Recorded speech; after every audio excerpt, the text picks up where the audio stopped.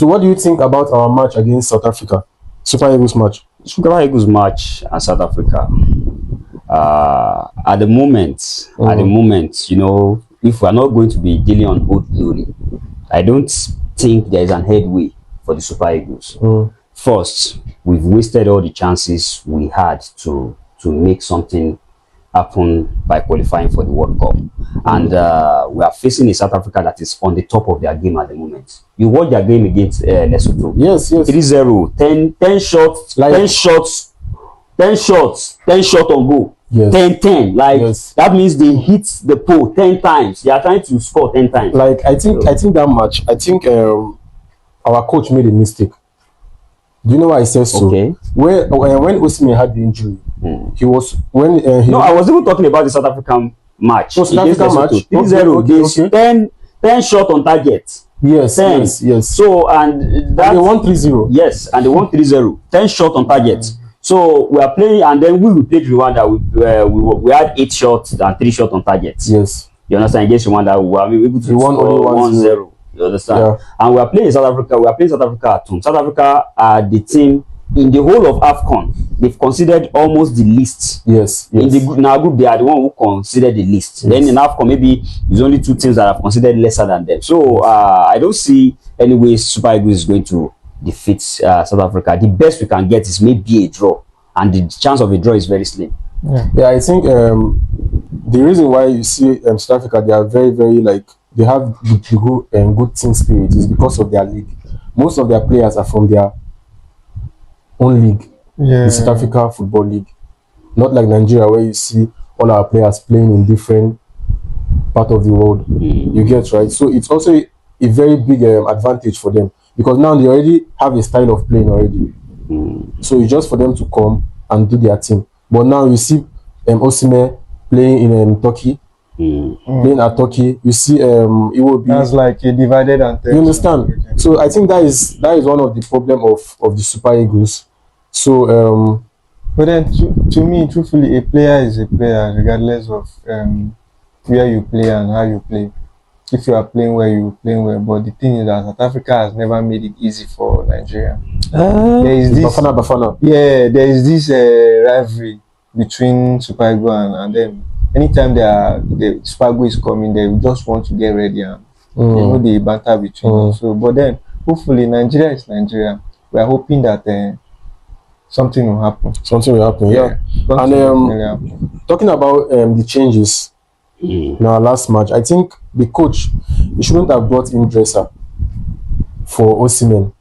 You get, because Dresser is just new to the to our style of play. So bringing in Dresser in first half, I think that was a very huge mistake, and he didn't even deliver. He almost cost us penalties in that match. He said something about rivalry. I would like to counter that. South Africa has only beaten us once before. No, what I'm trying to say. So it's not all about who concede and who win.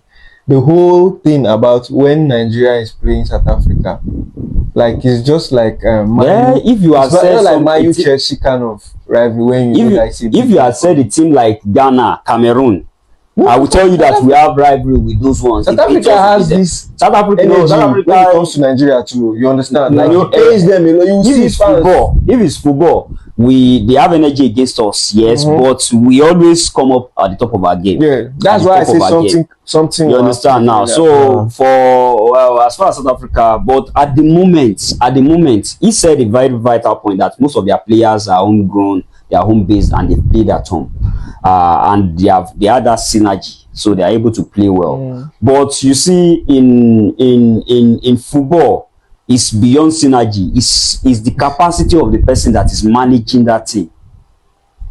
Why do Shooting Stars of Ibadan, why do Yimba still lose game, despite the fact that all of them, even some of them live together?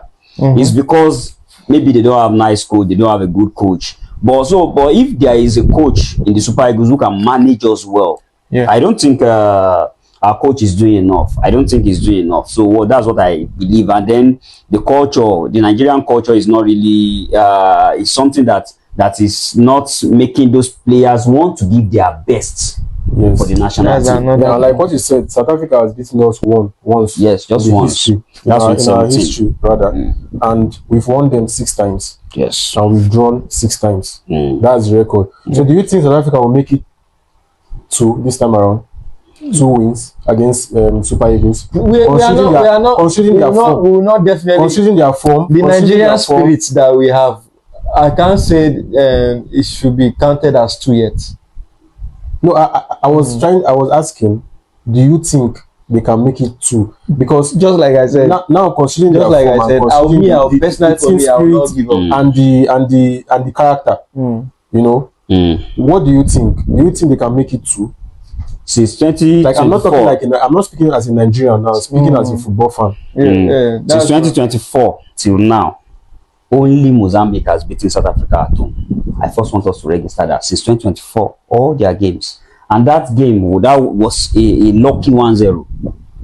So South Africa, as they play for pride at home. When you watch Super Sports, when you watch all these their teams in South Africa, you see the way they play. They call themselves in Pesa or something. You understand? You know that these guys actually play not for the money, not for anything, but for the passion that comes with it, for the pride that they are playing for their country. So South Africans are really going to not just give us a tough time, but they will make it very difficult for us to qualify. Now they know we are between a rock and a hard place now. So they are going to do everything possible that we ensure that we don't qualify. So that's why I said what I believe Nigeria will get at the end of the day is if we try everything, we pull everyone down, we are going to get maybe a 1-all draw or 0-0. That's the thing. Yeah, I don't see much goals in that match, though. I don't see much goals because South Africa is a very defensive team. Yeah, in our group now, Group C, we have South Africa leading with 16 points. They've played 7 matches, 8 goal difference. Benin Republic, they are leading with 11 points. They've played 7 also. We've all played 7 actually. Yes. Nigeria with 10 points. Yes. And only 2 countries can qualify for the World Cup. Yes. So, what do you think? Do you think maybe this time around we'll still be in that position whereby Nigerians will start calculating whether or not we should win whether or not we should qualify, or we are going to qualify for the World Cup? Because that's what we do always. We must win all our matches. So even if we draw South Africa, we must hope. So we have 3 matches left. Right? Yes, we have 3 matches left. So we play South Africa. If we win South Africa, we have this confidence that if we win all our next matches, that means we are actually facing the team the team that is above, that's second on the group. So we beat that one too. Then we climb up. Once we climb up, then we win. So we must win all our games. So anything that makes us draw or lose South Africa, we must hope that the team above us also lose or draw their match. So it's not something we can just be gambling with. It's not something we can be gambling with hope. I think our problem started from the match we lost against Zimbabwe. And Osimhen, if you could remember, Osimhen was very, very angry with his teammates. I think he had an injury and he was even frustrated. Because there was a video he scored the only goal 1-0, and he expected his teammates to hold on to that one goal until the end of the match, but they fucked up. And that was how we drew the match 1-1, and that's why we're in this situation right now. Well, it's a game of football now. You don't know what's coming in. Yeah, exactly. Never can tell. Yeah. So we can go, and then Nigeria will come out flying. Yeah. Because that's what we do at the end of the day. Remember, if we want to go back in history, you see Nigeria coming from where all hope is lost, becoming one of the center of happiness and joy for the rest of the Nigerians. So do you think Osimhen will be available for the next match? If he's injury free, it will be because I saw in news saying Osimhen will be heading back to Turkey with immediate effect. Yeah, injury. That's why I said if he's injury free, he will be available. There is something that OBJ says before. When we're talking about the club now, expenses and if you are the club now, would you want Osimhen to continue? But the problem is the club may lie that Osimhen is still injured. Yes. You understand? So they don't can want say, him to- oh, Osimhen is still injured, Yeah. he's still recovering, so they cannot release him. So that's just what I feel can happen. So who do you think they should use as replacement, Tolu or Dresser? To me, I think they should use Tolu because Dresser is not promising. Dresser is just a dresser, you know.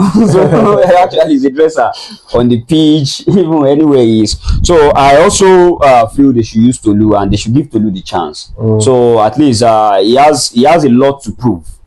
Osimhen does not have anything to prove to anybody. Yes. At this stage of his Yes, career. yes. So Tolu has a lot to prove. Dresser also has a lot to prove, but he doesn't give a fuck. So I think that was his first match, right? yes, and with for his the friends. game he played, you see, he doesn't really give a fuck. He was just having fun on the pitch. Yes. So I think Tolu is the replacement we have now, or if we have scouts, that's a national team scout who can go to scout for players. Yeah. But at this stage, can we get the player that we can just draft in at this stage when the qualifiers is almost over? That's another. So that's another question. Yeah, speaking about what is it called again? Mutika. We had this guy on the pitch in our last match, Franklin, the defender. What do you think about that guy? I think he's very, very solid. I think the defense is okay to me. Yeah, personally. because we didn't, as Defense- far as we didn't conceive, so defense is okay. But I think right now we need a creative midfielder, someone that can feed the strikers and also the wingers. Moses Simon tried his best in our last match. The movement was like pure, and so We need a creative midfielder. We also need in the wing. we also need to start winger. playing a game that's not predictive. More like, I think if we can start using a false nine, or is our coach tactically capable of doing that? We need a false nine. Like, you are playing, you don't even know where the attack is coming from. So then the goal comes in. Yeah. So I think we need not just the creative midfielder, but we also need to introduce more tactics. There should be a depth of tactics in the Super Eagles camp. I don't see what new thing the coach is bringing on board. I've not really seen it. I've watched like 5 of their matches. I've not really seen that. What I just see is a group of talented guys just moving around on the pitch. No coordination. And there's this mistake Super Eagles always make. If you could remember, after our first goal, they kind of relaxed. They stopped pushing, and that was when Rwanda had the chance to start coming into our 18-yard box. At first, it wasn't possible for them. We were the one pushing, doing everything, but later, after the first goal, they kind of, I think the coach asked them, or maybe they felt like, okay, let's defend this one goal that we have. And that was when I even thought maybe they were going to equalize. They even tried. They almost equalized. I told you about the goal. Nigerian style, like the whole 1-0 thing. You see a team very, very strong. You'll be expecting goals, and at the end of the day, they will just have 1-0. Sometimes the 1-0 will come first half, second half. All these things. I think it's overconfidence that's causing that. When you score the first goal, you assume you are in charge of the game, you are in control of the game, and you start messing around, playing around, and then before you know it, most times that's what has actually caused us this to be in this third position that we are now struggling and grappling straws. So it's because most of our games, we are overconfident. We are like, oh, this small team. Look at Sudan. Sudan beat Sudan, a war-torn country. Sudan. They are like in Sudan now, they are killing themselves, fighting themselves. But we came to Sudan and they beat us 4-0. 4-0. So